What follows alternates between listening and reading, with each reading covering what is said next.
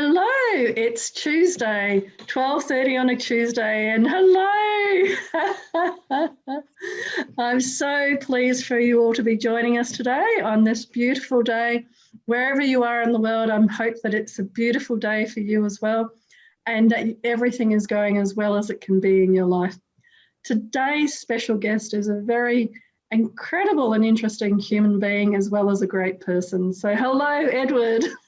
Oh, hello, Michelle. I'm so honored to be on your show. How are you doing today?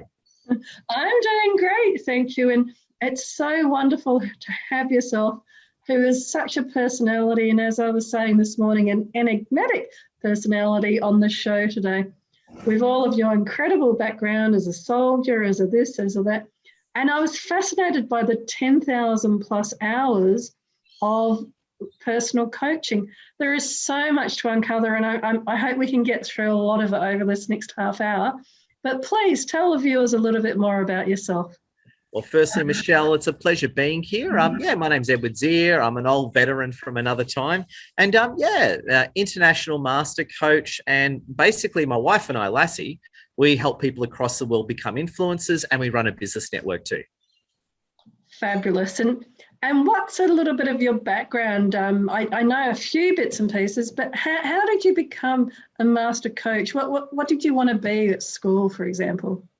Yeah, well, it's interesting. I originally always wanted to work in the government, and I did. And what happened to me, I was in the government originally, and I got injured really badly when I was in the government. Almost died in a coma and all that.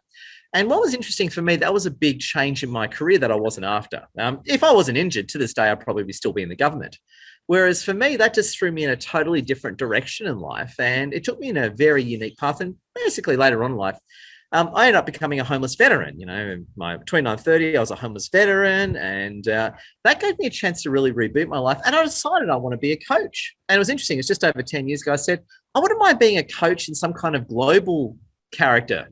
And 10, 12 years later, here I am. So it's funny, the stuff that I conjured up when I was a homeless guy actually happened. So I'm really happy about that.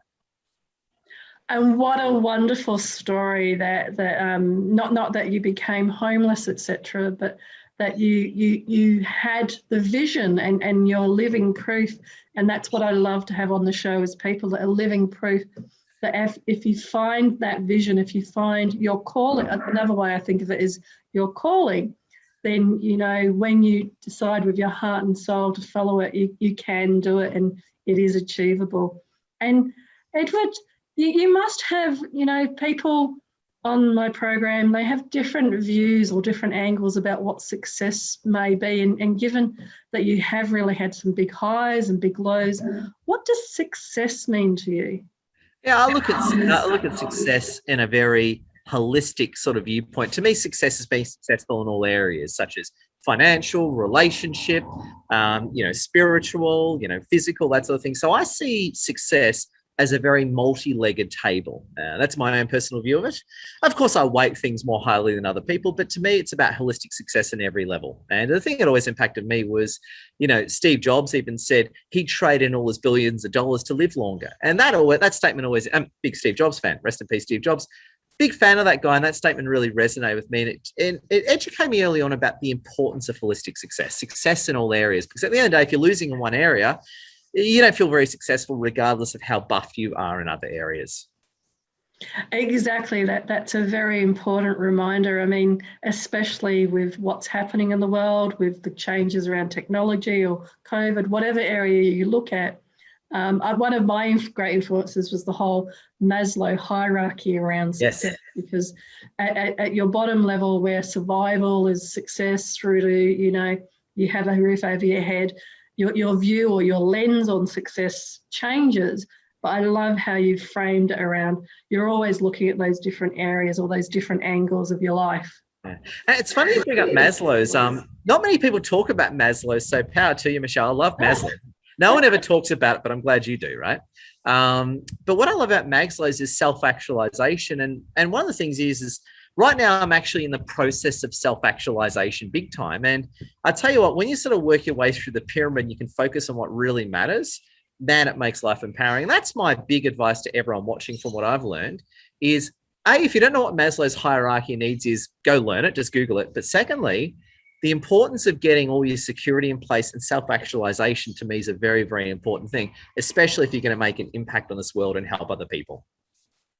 Well, and that's where I think, and thank you for that, because I think people that I meet and that I know that are making the biggest impact on other people are the ones that are going for that self-actualization. So in a sense, you have the ducks all in a row, yes, and then you can do that. But I want to also stress that it does take that focused work, in my belief, on the actual bottom levels of Maslow's hierarchy. You need to have a roof over your head, the income and all of that. Yeah. And I think as well, you need to have the basics covered, but you also need to be going in that direction as well, because you can spend your whole life having the basics covered and, you know, die very unsatisfied, not making an impact on the world. So yes, I think it's all about, of course, you got to have your basics covered. You got to pay your taxes and have housing and health and all that. However, you also need to be building the foundation to where you're spiritually going in the world and what the universe / God / whatever you believe in has for you in store. That's a lovely segue then into what you would suggest to people, you know, going from a homeless veteran through to this world-renowned coach. And I feel very honoured that you've come onto my show today, my humble little show. That's not true. It's not humble. It's not humble. It's powerful and awesome, Michelle. But thank you. But your show is anything but small and humble. It's powerful and full of winners. Oh, thank you. Well, powerful and full of winners show. I'm still very grateful for you to come on.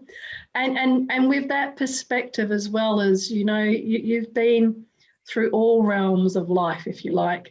And so with that knowledge and that understanding, what would you suggest as 3 tips or 3 things that people can do, no matter where they are on that hierarchy, no matter what vision they may have a small little idea about at the moment? What would be 3 tips that you suggest? Yeah. The first tip I would say is think about very carefully where you're going in life. So think about what you want to do in life. It might take you a few weeks, months, or even years to figure out, but you need to have a clear direction in your life.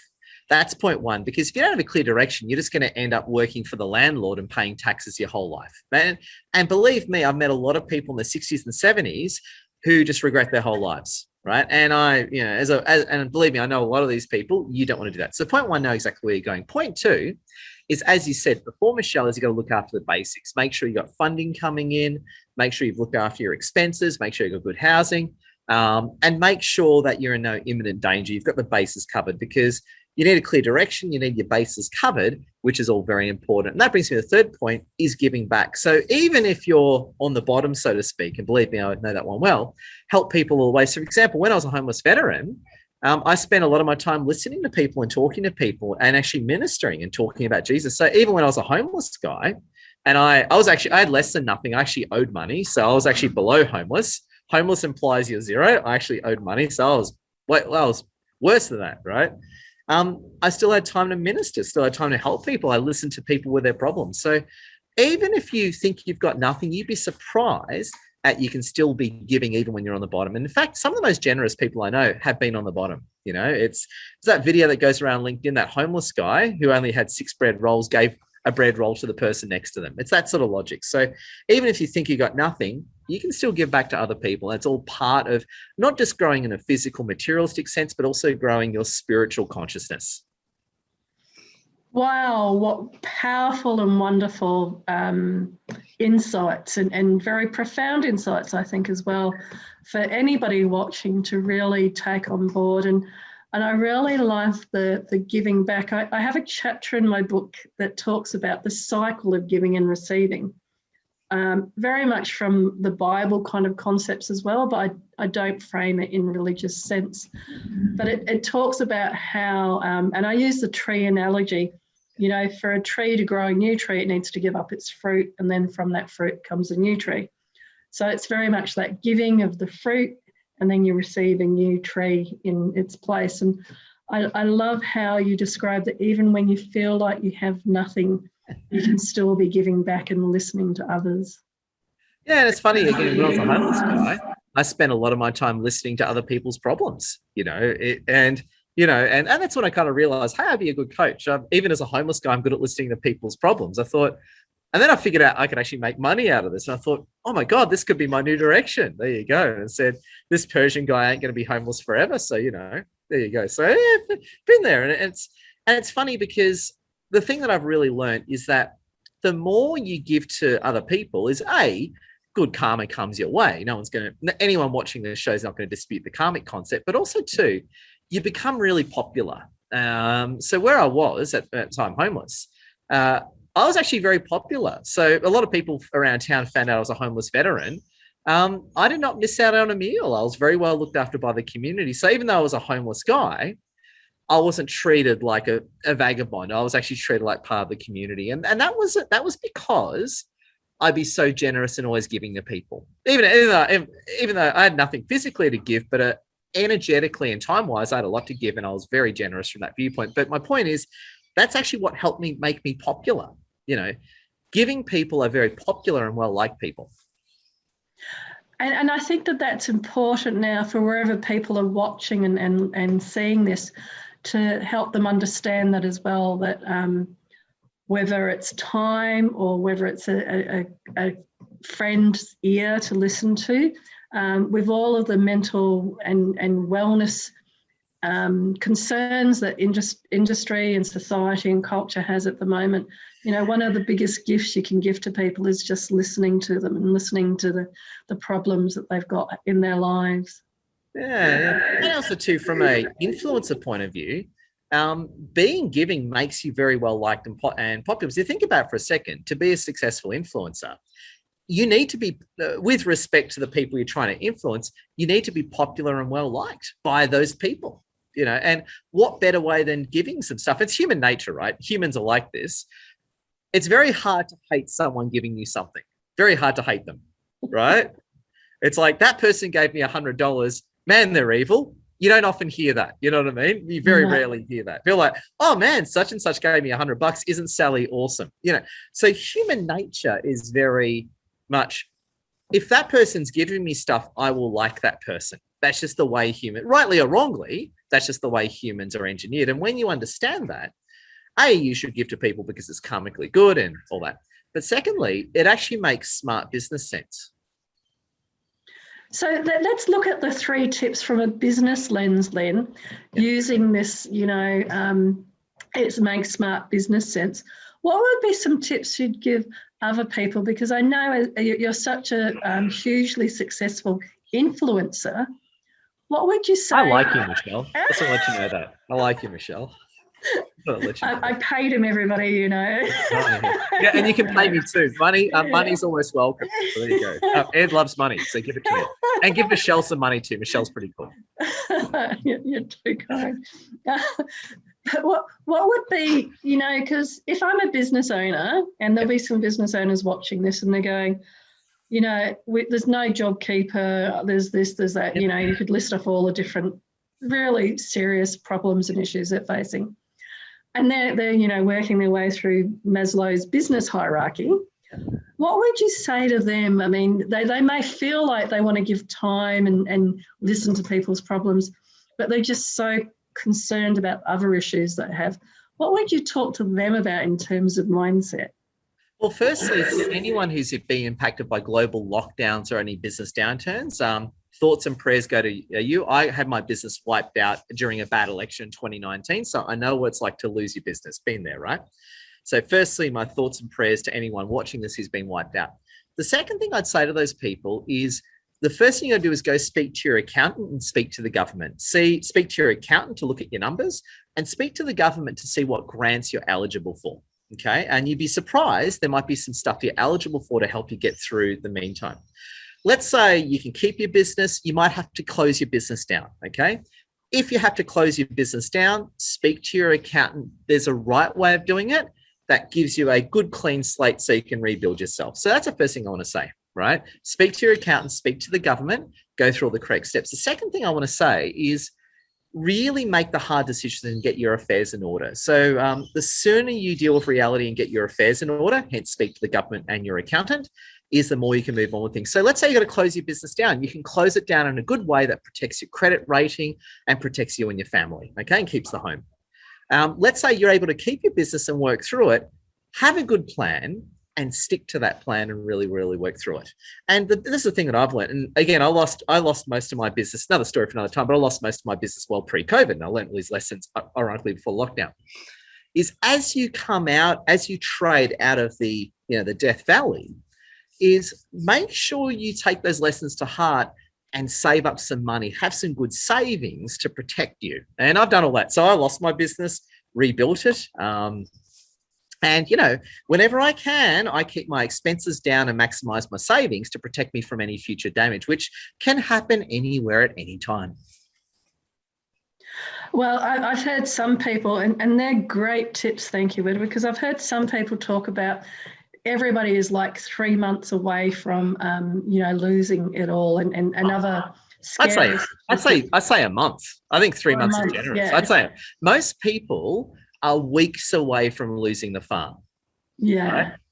And that's just reality, and, and nothing you and I will say will change that. But what I do say is losing the farm is actually not the worst thing that can happen to you. I know plenty of people who've lost the farm, then they come back as really savvy business people and make a lot of money. So what I'm saying is you can lose the farm in a very responsible way that gives you a platform to bounce back on. And I think that that's the key thing, and that's why this program is about mindset, because if you've learnt to be successful once, you can do it again, but you've learnt the hard lessons. And it sounds like with your incredible journey, you've learnt the hard lessons a few times of how to then rebuild and come out stronger and bigger from there. Yeah, exactly. And again, if you are going to lose the farm, you can lose the farm in a way that protects you so you can rebuild stronger and better. Fabulous. And some people this morning when we were looking at the social media were also questioning, and it comes back to your philosophy, I think, around karma and giving back. How much has your own personal belief system kind of been, I write about it on my website as being like my North Star, from things that happened when I was a child that then became the spiritual beliefs and the parts that I hold on to, whatever's going on. And so people, when you talk about being a Templar and a Christian, we're asking around that and how that has supported you in your belief systems. Yeah, so a lot of people are figuring out. So I'm a Knights Templar, which is basically, you would say, a modern day crusader. In a modern sense, it basically means part minister, part politician, part, activist, right? Basically in a modern day sense, right? It's basically what it means, like the Freemasons and all those awesome guys. So that's basically what I do. And a lot of people, like, have the Templar belief shaped me that much? I was kind of thinking that way before I became a Knights Templar. It just pushed me more in that direction. So I was already having those thoughts.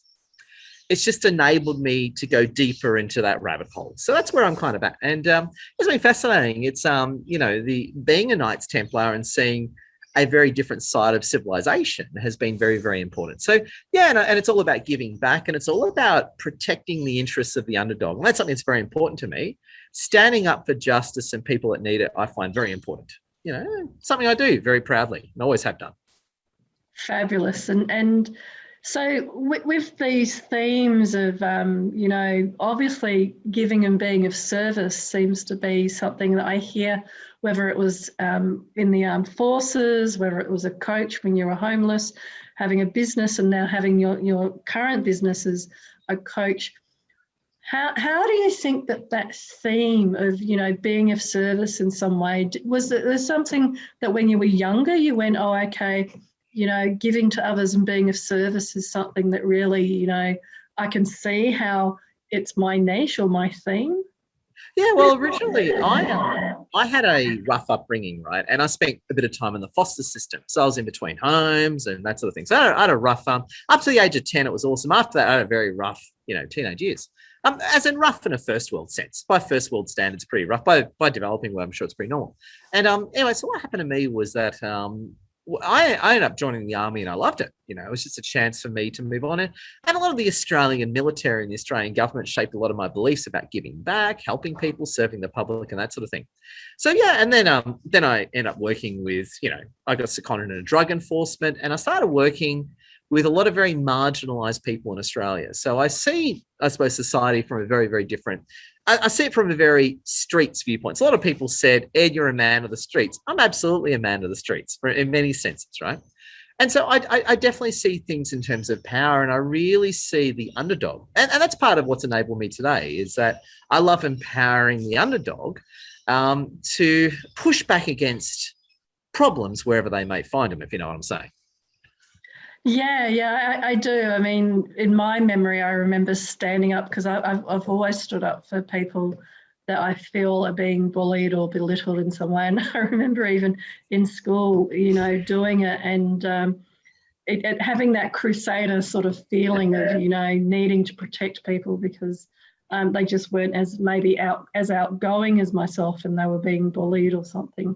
Yeah. And it's funny, in high school, I developed quite a reputation for re-educating bullies. So I was very good at re-educating bullies. I can't see too much that's being recorded, but I used to, I know it's being recorded. I used to specialize in re-educating bullies, and I was very good at it.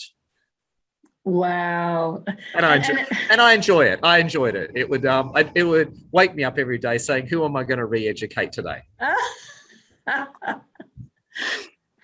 So the other theme that I keep hearing besides service is also around this community building, which I hear from, your time in the army and maybe as a reaction to the foster years as well.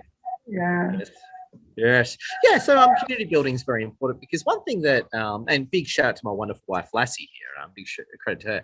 One thing I realized very early on in the storyline was that, especially as I sort of took off on LinkedIn and Meetup and everything, I realized there's so many lonely people out there, good lonely people out there, and all you got to do is connect these people and enable them. And one thing that I've really, especially during the original 2020 lockdown, one thing we've really taken to heart is the importance of community building and bringing people together, because there's so many brilliant people that by themselves, they're powerless per se, but if you connect them to the right people, you turn them from powerless to dangerous very quickly. So we've got a reputation for making people dangerous, and that's what we're trying to do. We love making people dangerous. I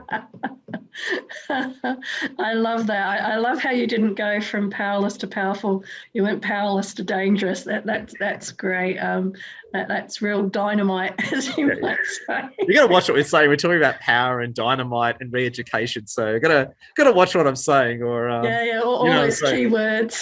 Yeah, it's like dynamite, powerless, re-education. It's like, there you go. I gotta censor myself. There you go. I love it.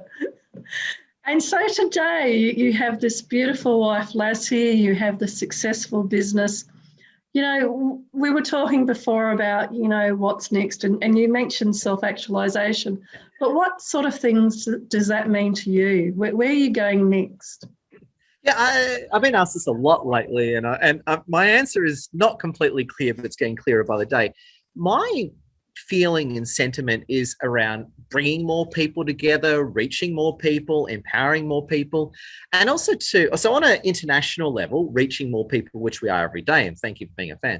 On an Australian level is building our face-to-face meetup. So, within and without our lockdowns, running more physical face-to-face events to bring winning people together. Because again, there's so many, and I used to be one of them, there's so many brilliant, lonely people out there. And once you put them together, you basically turn them into quite an elite fighting force. So to me, it's very important. The more people we bring together is the more people can empower each other and support each other. And whatever, again, I'm a Christian, so obviously I'm batting for the Jesus Christ team, but whatever religion you're in, all religions the good religions, the smart ones, always talk about the importance of bringing people together, because they get it. When you bring lonely people together and you unify them around a central vision, that's when A, they look after each other, but B, they create that social change that we're all looking for.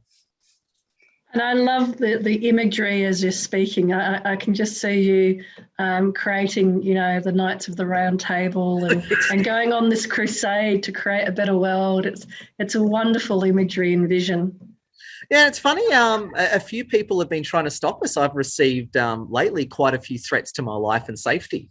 Wow. So you'd be surprised. I've received a lot of threats to my personal safety lately, because not everyone likes helping the underdog, if you know what I'm saying. So yeah, I've had a Yeah. lot of threats to my safety lately. Wow. So again, given that with the conversation today, we've kind of touched on a few extreme situations in life. What would you say, or what do you do to kind of work through that mindset of people are taking what you're doing really seriously and want to stop it? What do you do with your own mindset to kind of keep focused? Well, the thing is that the more resistance I face is the more it validates that I'm on the right track. You know what I mean? And you got to look at who are the people opposing you. And that's to me very important. You got to look at who are the actual people that are standing in your way. And a lot of the people that oppose me are people that have made threats to my safety. They're people that are filled with very, very dark energy, if you know what I'm saying. They're very, very dark sort of people. And you know what? They don't support the underdog. They don't want the underdog being successful.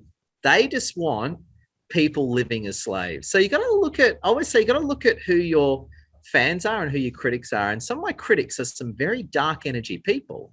They're people you not want to bump into late at night in a train station, I can tell you that.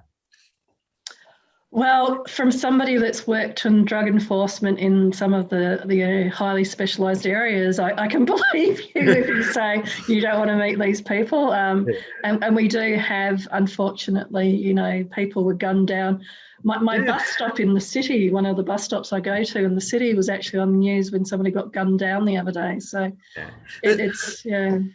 Well, the good thing in my favor is I got some powerful people on my side as well. So the bad guys tend to stay away from me. And quite a funny note, sometimes when I'm going down the street and I see one of the bad people, they usually cross the road when they see me, which is pretty cool.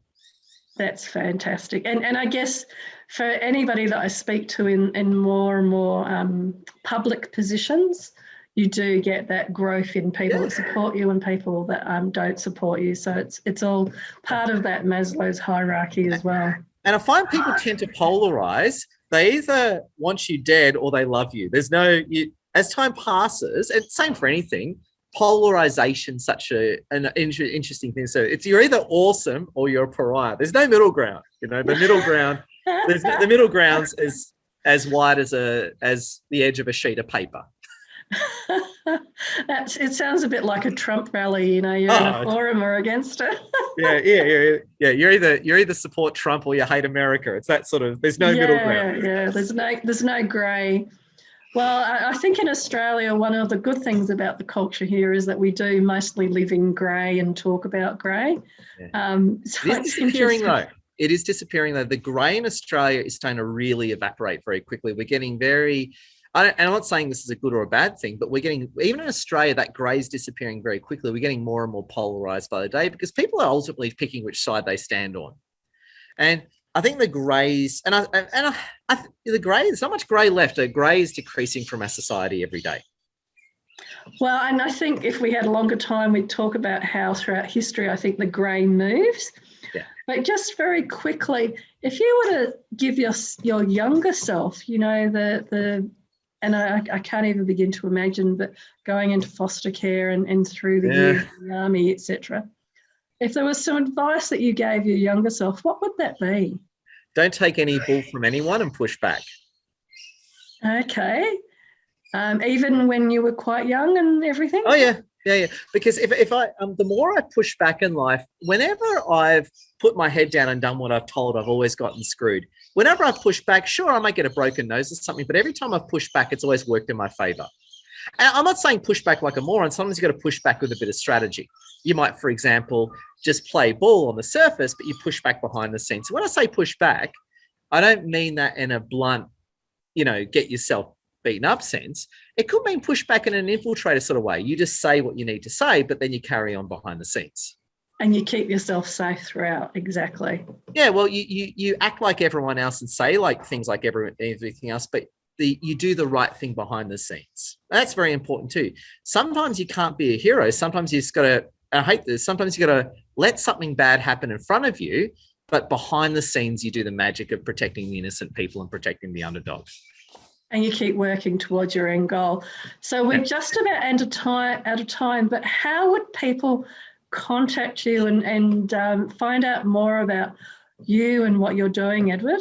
Oh, well, of course the answer is LinkedIn. No one loves LinkedIn more than me. So LinkedIn, please, you can have me on Facebook and Instagram too if you want, but come on, LinkedIn loves you, and so does and so do I, and so does Michele. Fabulous.